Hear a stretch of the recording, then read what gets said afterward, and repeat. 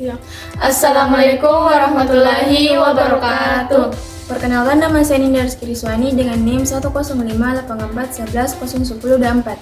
Saya Andi Mujahidah dengan NIM 10841101324. Saya Mutiara dengan NIM 1058441103524. Baik, dalam video ini saya akan membawakan bagian pertama dari makalah kami yang berjudul Skala Kematangan dalam Framework COBIT. Saya akan memulai dengan membahas latar belakang permasalahan mengapa pengolahan teknologi informasi menjadi sangat penting saat ini, serta memperkenalkan framework COBIT yang menjadi landasan utama dalam pembahasan ini. Baik, perkembangan teknologi informasi. Teman-teman, kita semua tahu bahwa teknologi informasi atau TI berkembang sangat cepat dalam beberapa dekade terakhir.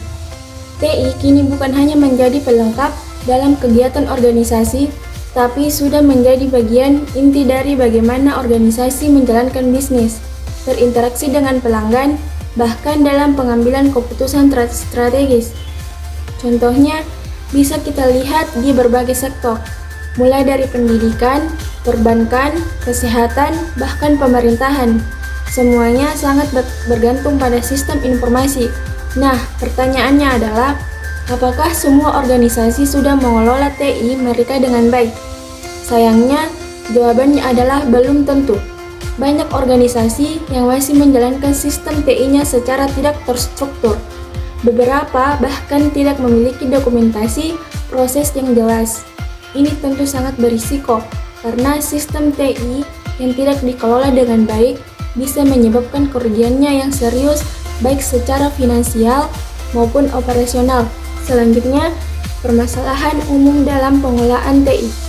Beberapa permasalahan yang sering muncul dalam organisasi antara lain, yang pertama, tidak adanya prosedur standar operasional atau SOP untuk proses TI. Yang kedua, keputusan terkait TI sering diambil tanpa pertimbangan jangka panjang. Yang ketiga, pengelolaan data tidak sistematis. Dan yang terakhir, tidak ada pengukuran terhadap performa sistem informasi. Permasalahan-permasalahan tersebut biasanya muncul karena organisasi tidak memiliki kerangka kerja yang jelas dalam mengatur teknologi informasi. Inilah alasan utama mengapa kita memerlukan tata kelola TI atau IT governance. Selanjutnya, apa sih itu kata kelola TI? Jadi, tata kelola TI adalah seperangkat struktur dan proses yang dirancang untuk memastikan bahwa teknologi informasi yang digunakan oleh organisasi mampu memberikan nilai tambah serta membantu organisasi dalam mencapai tujuan bisnisnya secara efektif dan efisien. Tata kelola TI bukan hanya soal teknis atau hal-hal yang berkaitan dengan perangkat keras dan perangkat lunak.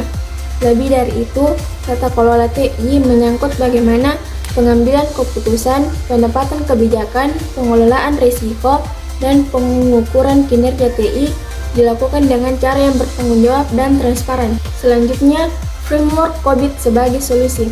Nah, untuk membantu organisasi dalam menerapkan tata kelola TI secara menyeluruh, dibutuhkan kerangka kerja yang teruji. Salah satunya framework yang paling terkenal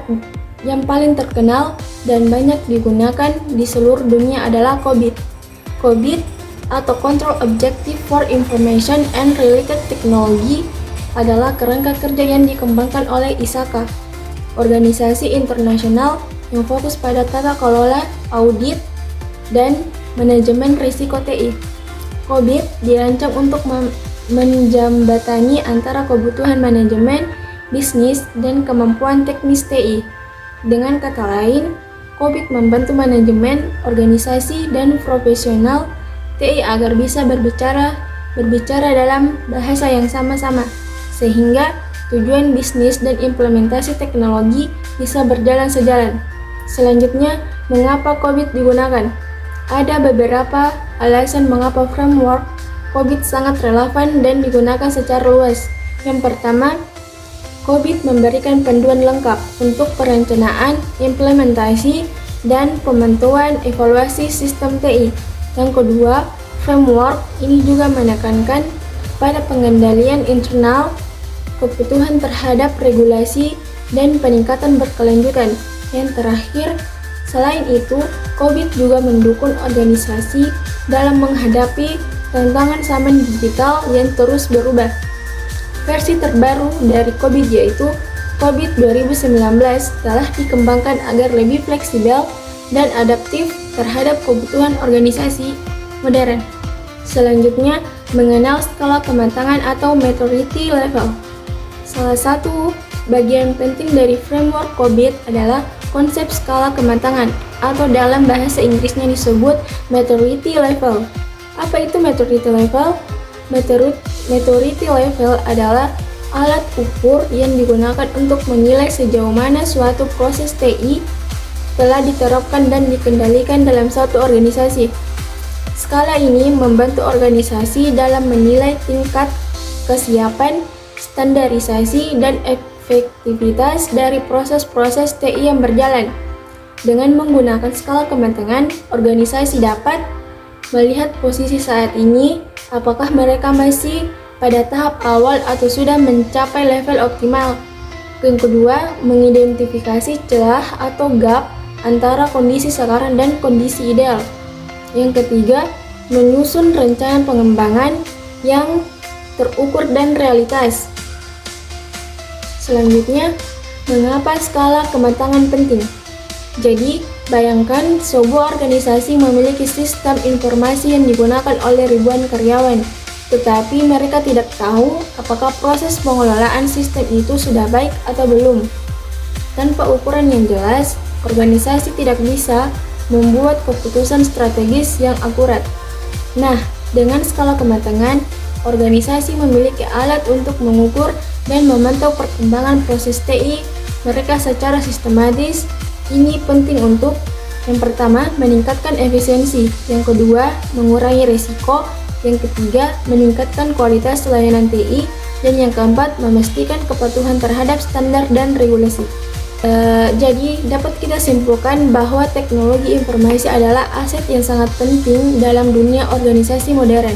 Namun, agar TI benar-benar memberikan nilai tambah, dibutuhkan pengelolaan yang terstruktur dan profesional. Framework seperti COVID hadir untuk membantu organisasi dalam menerapkan tata kelola TI yang baik, dan skala kematangan adalah salah satu komponen kunci di dalamnya.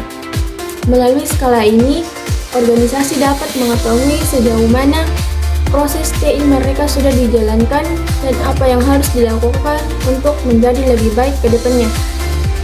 Di bagian selanjutnya, teman saya, Andi Mujahidah, akan melanjutkan pembahasan tentang tingkatan dalam skala kematangan COVID mulai dari level 0 hingga level 5. Jangan lewatkan ya, Senior Skiriswani. Terima kasih atas perhatiannya.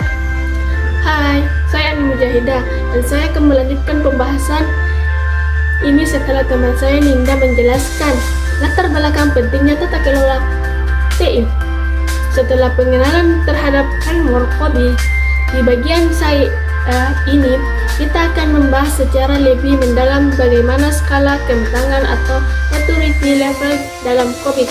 Kita akan lihat apa saja tingkatannya, bagaimana ciri-ciri setiap level, dan mengapa penting bagi organisasi untuk memahami dan mengevaluasi level kematangannya. Nah, apa itu skala kematangan maturity level? Sebelumnya, mari kita ulang sedikit. Dalam konteks COVID, maturity level adalah indikator yang digunakan untuk menilai sejauh mana suatu proses atau praktik dalam pengelolaan TI sudah berjalan secara efektif, efisien, dan terstruktur. Dengan kata lain, maturity level memberi gambaran apakah suatu organisasi masih dalam tahap awal sedangkan berkembang atau sudah sangat matang dan stabil dalam menjelaskan proses TI-nya. Framework COVID menggunakan 6 tingkat skala kematangan mulai dari level 0 hingga level 5. Setiap level menggambarkan kondisi proses yang berbeda-beda dan bisa digunakan sebagai alat bantu untuk menetapkan posisi saat ini dan mengatur target terbaik ke depan. penjelasan masing-masing level. Mari kita bahas satu persatu tingkatan skala kematangan COVID. Level 0, non-excited, tidak ada. Pada level ini, proses belum dijalankan sama sekali. Organisasi tidak menyadari bahwa proses tersebut dibutuhkan sehingga tidak ada dokumentasi, tanggung jawab, ataupun kegiatan yang berkaitan dengan proses tersebut. Contoh nyata, sebuah perusahaan belum memiliki kebijakan keamanan informasi sama sekali. Data penting dibiarkan terbuka tanpa kontrol. Dan level 1, inisial, unhotch, awal atau tidak terstruktur. Proses dilakukan secara tidak struktur dan cenderung reaktif, artinya organisasi hanya menjalankan proses ketika masalah permintaan mendesak. Misalnya, tim TI hanya membuat backup data saat server rusak, bukan sebagai prosedur rutin. Ciri utamanya adalah proses bergantung pada individu, bukan sistem. Ini berisiko tinggi karena tidak ada konsistensi. Level 2, predictable but intuitive, berulang namun intuitif. Di level ini, proses sudah dilakukan berulang-ulang, tetapi tidak terdokumentasi secara formal. Proses masih berdasarkan kebiasaan atau pengalaman individu tertentu. Contohnya, admin jaringan selalu memperbarui firewall, tapi tidak ada SOP tertulis. Jika adminnya pindah, proses bisa terputus meskipun ada pengulangan. Namun belum ada kepastian bahwa semua orang melakukannya dengan cara yang sama. Level 3, definite process, proses terdefinisi. Pada level ini, proses sudah terdokumentasi dengan baik dan disosialisasikan ke seluruh organisasi. Ada standar dalam prosedur yang diikuti oleh sebuah pihak. Misalnya, ada SOP tertulis untuk manajemen akses pengguna baru, dan semua unit TI mengikuti SOP tersebut. Level ini menunjukkan bahwa organisasi sudah mulai membangun struktur formal dengan pengelolaan TI. Level 4, magnet dan masurab ledik atau dikelola dan terukur. Proses ini hanya dilakukan tapi juga dibantu dan diukur secara berkala. Manajemen menggunakan indikator kinerja menilai keberhasilan proses. Contoh, tim TI mengevaluasi perform sistem setiap bulan menggunakan KPI, Key Performance Indicator, dan laporan ditinjau manajemen. Ini menunjukkan bahwa organisasi mulai mengelola proses dengan meningkatkan berbasis dan kontrol kualitas. Level 5, optimized atau dioptimalkan. Ini adalah level tertinggi di sini. Proses tidak hanya dikelola, diukur, tapi juga dioptimalkan secara terus-menerus. Organisasi melakukan perbaikan berkelanjutan berdasarkan hasil evaluasi dan pembelajaran. Contohnya, proses keamanan TI dievaluasi, ditingkatkan dan disesuaikan mengikuti ancaman terbaru secara proaktif. Pada level ini, organisasi sangat adaptif terhadap perubahan dan memiliki budaya inovasi yang kuat. Mengapa penilaian level ini penting? Nah, setelah memahami tiap level, muncul pertanyaan, mengapa organisasi perlu mengetahui mereka berada di level berapa? Jawabannya karena tanpa tahu posisi saat ini, kita tidak bisa menyusun strategi peningkatan yang realistis. Organisasi bisa mengidentifikasi gap atau kekurangan dalam proses TI-nya. Dengan memahami level kematangan, organisasi dapat menentukan prioritas perbaikan, menyusun target jangka pendek dan jangka panjang, meningkatkan efisiensi operasional, dan tentu saja meminimalkan risiko TI. Contoh praktik penerapan, misalnya dalam proses manajemen risiko TI, jika organisasi berada di level 1, artinya mereka hanya menangani risiko jika masalah muncul. Tapi, jika mereka ingin ke level 3, maka mereka harus mulai mendokumentasikan prosedur, mendapatkan tanggung jawab, dan membuat kebijakan yang bisa diterapkan oleh seluruh tim. Proses seperti ini bisa memakan waktu, tetapi manfaat jangka panjang sangat besar. Proses TI akan menjadi lebih stabil, terkontrol, dan menghasilkan output yang konsisten. Skala kematangan bukan tinjau akhir. Perlu dipahami bahwa skala kematangan bukanlah tujuan akhir, melainkan alat bantu untuk perbaikan bekerja lanjut. Tidak semua organisasi harus langsung berada di level 5. Yang penting adalah mengetahui kondisi saat ini dan secara bertahap meningkatkan levelnya sesuai kepastian dan kebutuhan organisasi. Kesimpulannya, jadi teman-teman, skala kematangan dalam framework COVID memberi kita alat ukur yang jelas untuk mengevaluasi sejauh mana proses TI di organisasi sudah dijalankan secara profesional. Dengan mengenali 6 level kematangan, organisasi bisa menyusun strategi untuk meningkatkan kualitas tata kelola TI-nya.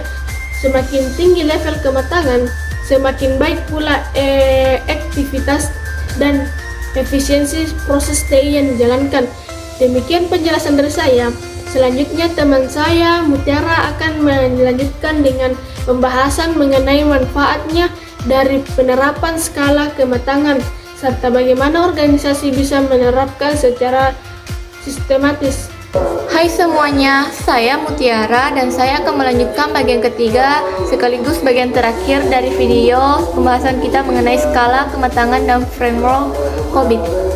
Kalau tadi teman-teman sudah mendengarkan penjelasan dari Ninda tentang latar belakang dan pengantar framework COVID, serta dari Ani yang menjelaskan secara rinci tingkatan dan skala kematangan, sekarang saatnya kita bahas lebih jauh tentang apa manfaat dari skala kematangan ini, bagaimana cara menerapkannya dan dalam organisasi, dan tentunya kita akan tutup dengan kesimpulan dari seluruh materi.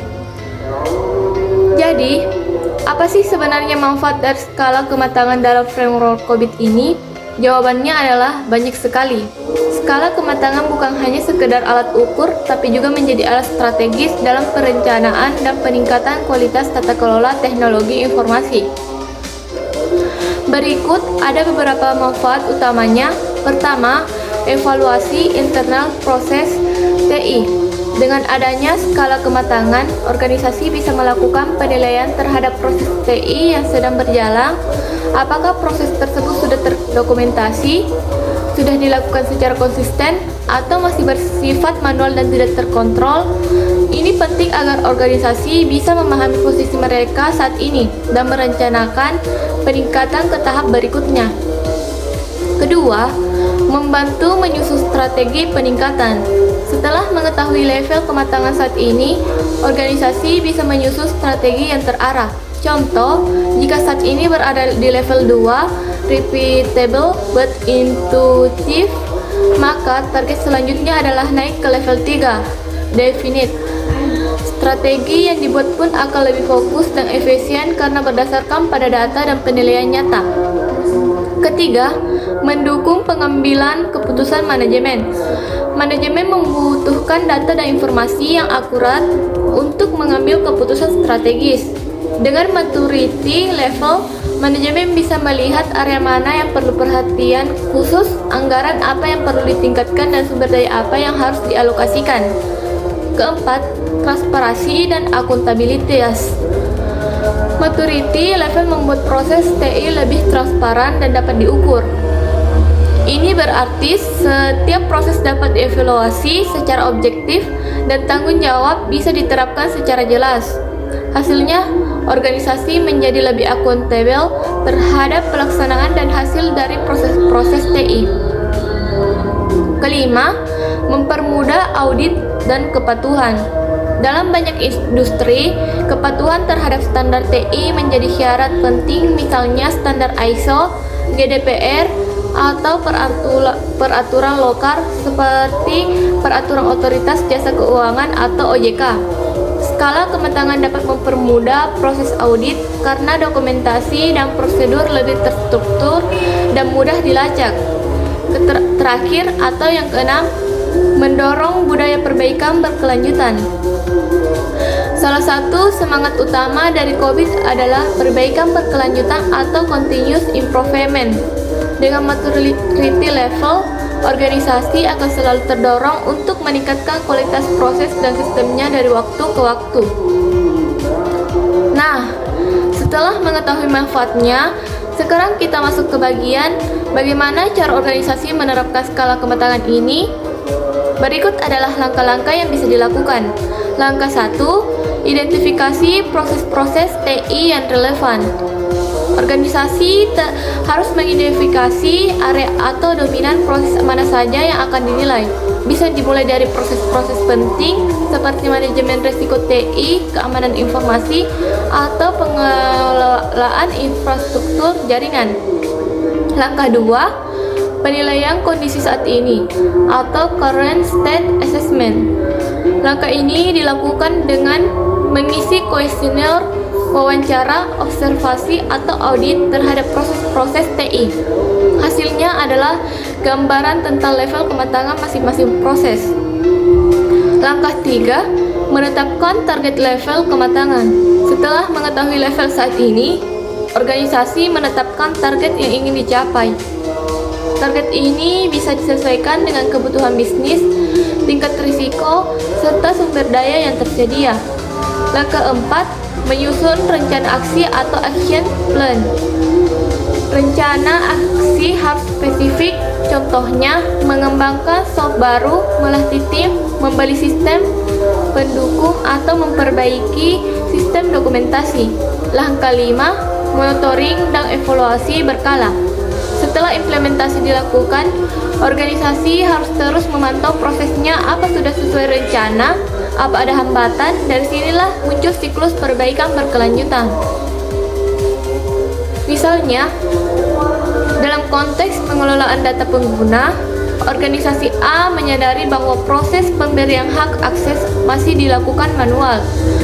Tanpa dokumentasi, setelah melakukan asesmen, mereka menyimpulkan bahwa proses ini masih berada di level 1. Kemudian, mereka menyusun rencana, membuat kebijakan akses, menerapkan sistem login terpusat, dan mendokumentasikan semua perubahan akses.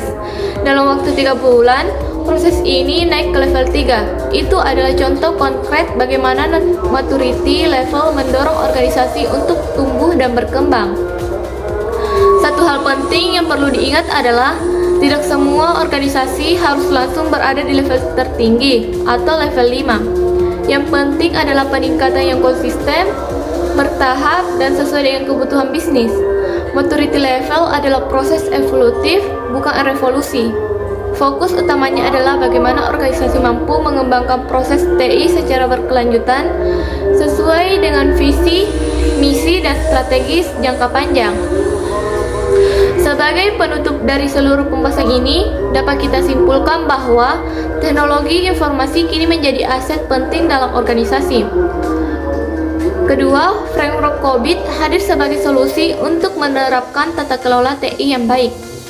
Ketiga, salah satu alat yang ditawarkan COVID adalah skala kematangan yang membantu organisasi dalam menilai, mengelola, dan meningkatkan proses TI.